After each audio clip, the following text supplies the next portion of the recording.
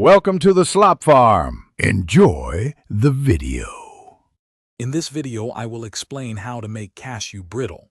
First, ensure you have all your ingredients measured and ready to go. This includes 2 cups of cashews, sugar, corn syrup, and butter. Also, prepare your baking sheet by lining it with parchment paper or a silicone mat. A candy thermometer is essential for achieving the perfect brittle texture.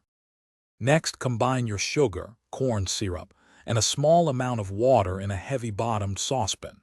Heat this mixture over medium heat, stirring gently until the sugar dissolves.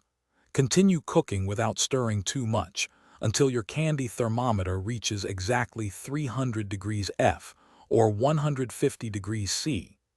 This precise temperature is crucial for the brittle snap. Once your syrup hits 300 degrees F, immediately remove it from the heat. Quickly stir in your cashews and butter until they are well incorporated.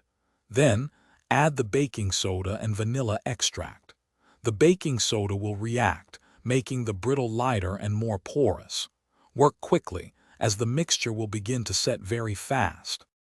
Carefully pour the hot cashew mixture onto your prepared baking sheet. Using a heat-resistant spatula or a buttered knife, quickly spread it into a thin, even layer.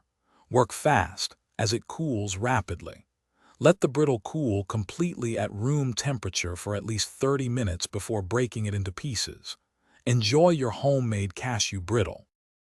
Thanks for watching. Consider subscribing if we helped you today.